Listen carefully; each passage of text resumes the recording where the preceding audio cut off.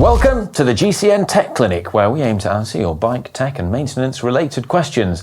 As ever, you can submit your questions down below in the comments section using the hashtag askgcntech, and Connor and I will do our best to answer as many of them as possible within the allotted time. And if you're wondering why our set looks a bit pants at the moment, it's because we're still moving house. It's also why Connor's sat on the floor, and hopefully we'll be in our new house next week. It's quite disconcerting looking up at Ollie. Who have we got up first, Connor? Right, up first, this has been sent in by Will Sharm 4N. Hi Ollie and Connor, would you recommend getting a winter bike for riding in the UK in the wet winter months? 100%. Yeah, I would. I mean, the thing is, we're lucky to have viewers all over the world, and I'm aware that a lot of our viewers in places like Spain, and even a lot of parts of America, you know, if you're in Arizona, for example, the idea of a winter bike is alien to you. You don't need one. But if you live in a place that is temperate and rains a lot and has grotty, wet winters like we have in the UK and some, more northern states in the US, particularly ones on the coast, your bike just gets trashed with all the salt and all the dirt on the roads. And if you've got a nice bike, you will wear through components much quicker. Yeah, and an advantage to a winter bike, you can choose one with mud guards that are like designed for mud guards, because it makes a huge difference around here. So I would personally, cheaper components that you're not going to spend as much to replace, save the nice bike for summer. Yeah. Next question is from Lux Wattage, who says, is it possible to use the Zwift cog and click on a Tacx Flux S, or is it only compatible with Wahoo? So I would say yes. I'd say just double check with Zwift to be fully sure, but I'd say yes, it is. If you're unsure as well, when you are buying a trainer, look for the Zwift Ready sticker on the box, because that will tell you if a trainer is compatible or not. But yeah, the Tacx Flux has got ANT Plus compatibility. It's got Bluetooth as well, so that's going to work with the Zwift Click, which means you can do virtual shifting with the cog and click.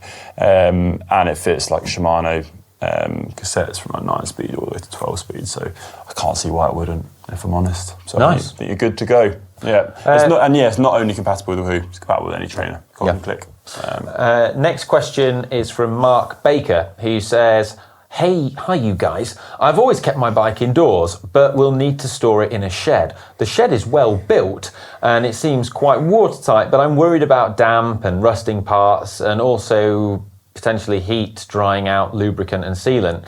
Are there any bags or storage devices I can put the bike in within the shed that don't need me to dismantle, reassemble the bike each time I want to store it or use it?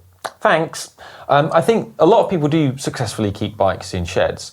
Firstly, with regards to damp, a shed can get quite cold and wet, which, it's not going to be ideal if the bike is wet. So the key thing is, when you put the bike away in the shed, just make sure that it's dry. Now, you can dry things out with towels and things like that, which is good. But another great little hack would be to get a little air compressor. Now, you can get like big ones that like Teams and Pro Mechanics use, but there's often these really nifty little gadgets now. I've not got one, Alex has got one, and I really want to get one. You can get them online, Amazon and things like that, where it's just a little sort of portable air compressor little gun thing. And it's really good for blasting out moisture out of your chain and out of little tight recesses. And they're really good. So something like that would be good.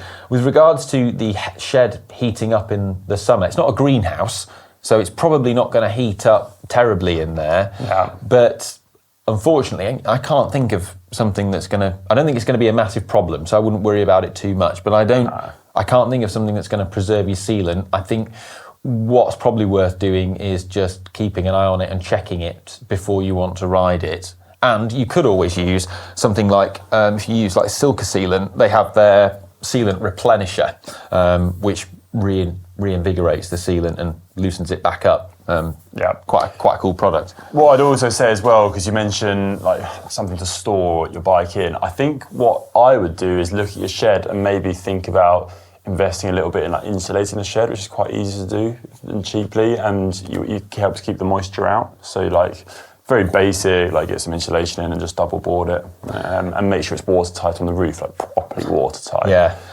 and the other thing is just security of the shed. Yeah. I mean, I know people who've had their bikes robbed from sheds. So yeah, there's things you can do there as well. You can get anchors into the shed, make sure they're fully locked inside, just make it as hard as possible for someone to get in there and take something out. Make it so that they have to make a lot of noise, and then I think more experienced burglars are going to probably say no. But I hope that helps you. We've all stored our bikes in sheds with no issues in the past, so just a few steps you can make it work for you. 20 years ago today says, what's the best way to install tubeless valves to ensure they're airtight? Is it simply finger tight and then trust the sealant to do its job? Can you damage the rim tape if they're too tight? Thanks, guys. I think it's just you need to just get them in hand tight. Don't over tighten it so that it'll break the rim tape. Get it in nice and snug. Tighten up with your hands. Don't try and absolutely jam it on. Just get it nice and snug really, and that should do the job. And then once you inflate it, the sealant will do the job, fill in any smaller gaps. Yeah. Make sure you have the little rubber O-ring on the right side of the little valve nut that you're screwing back on, so that's against the wheel. And just try and understand what it is that the valve is trying to do. So where the valve is creating an airtight seal is not on the edge of your wheel rim on the outside. It's trying to create that airtight seal on the inside of the rim bed, where it has that sort of rubber bit on the valve that is then pulled down into the rim bed. That's where the airtight seal is. Not people often really screw that nut in because they think that that's where the problem is. It's not. You're just trying to make sure that the valve is pulled all the way through. And don't lose heart as well. If on the first installation you lose air quickly, because once you have a couple of installations, a couple of inflations and a couple of rides, it does start to really sit nicely and stop losing air. Yeah. Next question is from the Gravel Dad, who says, what's the best detergent for use for cycling kit? My washing machine has a setting for active wear. Fancy pants. Yeah. And it assumes using gentle detergent. Is there a cycling kit specific detergent you recommend? Thanks in advance. So avoid biological detergent. Always go for non-bio, because that will wear your kit out. It won't wear your kit out as much. Plus, I prefer to go for always 30 degrees or 20 degrees, and just reduce the spin cycle. Yeah, so, I do Delicate's 30. Yeah, is what I do for cycling kit. Which is basically a lower spin cycle. And I use this nice detergent that we have available in the UK. I don't know if you can get it in other places, but it's E-Cover. It's a nice brand that's not all chemically and stuff. So that's what I use, but I'm not aware of a specific cycling product. Not a specific Maybe there's one. a gap in the market, but then it will cost £1 million. Non-bio detergent, just fine. Don't overuse it. Get it washed as soon as you've ridden if you can. Don't let all that grit and dirt sit in there, because that's abrasive. It's going to wear your kit out quicker than if you wash it more often. Keep it nice and fresh. Next up, this is from Warhammer WH. Hello guys, following Ollie's recent video on how to prevent your carbon bike from cracking, I was wondering if a crack on a frame would always be visible. I have a 2007 Look 585, never crashed and it still looks pristine, but because of the age, could there be an invisible micro fractures under the paint I would need to be worried about? Some cracks can be quite hard to spot, but generally speaking, delaminations are visible. Sometimes you get these little micro stress fractures in the frame, which if you take it to an expert, they can spot them with their equipment. Like the guys down at Carbon Bike Repair have some pretty cool analytical equipment they can use. And I remember I had a cracked frame years ago that I took to them, and it had a crack in it that I knew about, and they just confirmed, yes, that big crack there, that is a crack. But they also found another crack on one of the seat stays that I didn't even know was there, and they showed it to me and was like, oh, it also has this. So yeah, it is possible. If you are worried, get it checked out for peace of mind. Worth doing. It sounds like it's been kept in good condition though, and it's never crashed.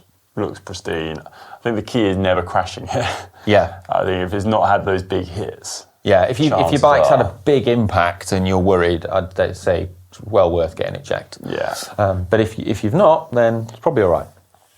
Right, this one's been sent in by Nicholas Fitzgerald 1999. Last question today. Hi, Alex and Ollie. Connor today, sorry about that. Quick question, I've noticed a drop in my average power on my long rise. My average power has dropped 40 to 50 watts since last year, but yet the average speeds have gone up. Same course, same power meter, same tyres and gear, etc. Cadence has stayed more or less the same. Why could this be? A number of reasons. Okay, right. One, he's got way more aero. Yeah, that could be it. Yeah? Position, has the position changed? Yeah. That's one, yeah. Because you've got way more error, that could be it. Another thing is that your power meter is telling porcupines. Could be that. Although it's the same power meter, it doesn't mean that it's still reading the same. Another thing that could be is if your head unit has changed, because how head units report data can be tuned. So maybe you've changed the settings on your head unit or got a new head unit. So for example, there's little things that you can toggle on and off inside your Wahoo where you can say like count zeros or not count zeros when you're measuring things like average power and average speed. You can set the auto pause to be at a higher speed so that when you drop below, say 5 kilometers an hour, it auto pauses. What was that? That was a set falling over. So you can change your auto pause as well so that you can adjust what speed the computer auto pauses. If you set this at a higher speed, it will artificially inflate your average speed. Could be something and to your do with average that. power, and if you do your auto pause at below a certain watts or whatever, I don't know. Yeah. So there's little things like that could be it. But speaking from experience, the most likely explanation could be that your power meter might not be reading as it used to. Yeah, let's check it out. But I think the main thing is you're going faster, so doing something right. I mean, if you're going faster, that's the goal. Yeah. There you go. There you go. But thank you so much. Thanks for all your submissions, all your questions. Keep them coming. Yeah. askgcntech is the hashtag. And yeah, we'll do our best to get round to you and feature them in the clinic. Hopefully, we'll be in our new house next week. Yeah. And Connor will have something to sit on other than the floor. I'll have a chair. I won't be sitting cross-legged on the floor. Even though I'm nearly as tall as Ollie when I'm doing it.